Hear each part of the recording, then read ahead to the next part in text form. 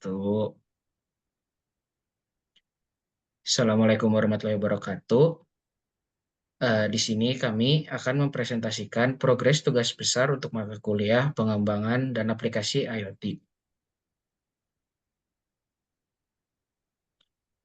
Untuk kelompoknya ada saya sendiri, Maesra Ganesta, ada Abdurrahman Zaki, ada Franciscus Isakpadot Reja Kuku, dan ada Yosi Arbila. Next. Untuk alat yang kami kami bikin, yang kami bikin yaitu alat weather monitoring system with ESP32 board dan menggunakan Blink app. Eh, Alat ini menggunakan ada beberapa sensor yang digunakan untuk mendapatkan suhu, kelembaban, tekanan cahaya dan hujan untuk dites melihat cuaca. Next. Untuk komponennya akan saya serahkan kepada teman saya. Baik, terima kasih. Untuk komponennya itu ada 9 ya. Yang pertama ada ESP board. ESP board ini gunanya untuk mengontrol dan menghubungkan semua sensor. Kemudian ada light dependent resistor sensor. Nah, sensor ini digunakan untuk mengukur intensitas cahaya. Nilai resistensi itu berubah berdasarkan intensitas cahaya yang diterima. Kemudian ada BMP180 sensor. Sensor ini digunakan untuk mengukur tekanan atmosfer dan suhu. Sangat akurat dan biasanya digunakan untuk aplikasi cuaca dan ketinggian. Kemudian ada DHT11 sensor. Sensor ini digunakan untuk mengukur suhu dan kelembapan. Meskipun kurang akurat dibanding sensor lainnya, DHT11 ini ya saya bilang cukup populer karena murah.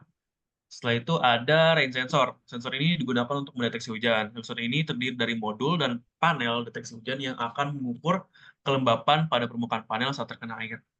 Selanjutnya akan dijelaskan oleh teman saya. Oke, selanjutnya untuk LCD display. LCD display di sini berfungsi sebagai untuk menampilkan informasi dari alat ini. Kemudian I2C modul merupakan uh,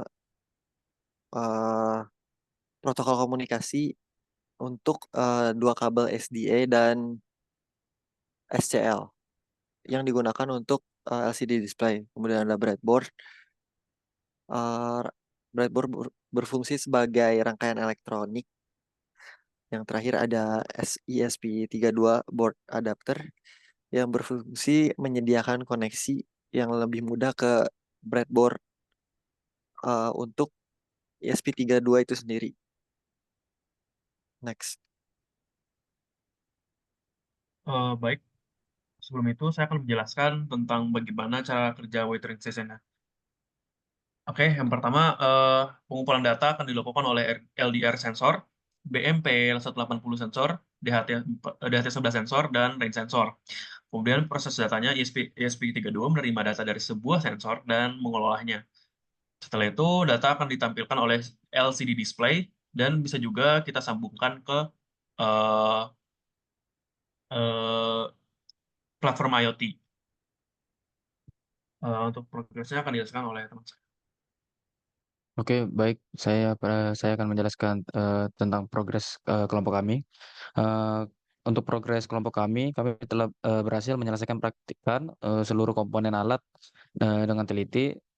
Untuk sebagai langkah selanjutnya kami akan melakukan implementasi kode program yang telah dirancang sebelumnya untuk mengoperasikan alat tersebut.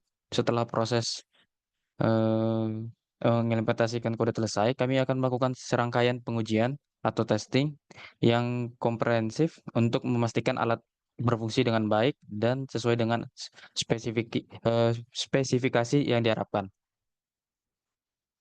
Sekian dan terima kasih. Wassalamualaikum warahmatullahi wabarakatuh.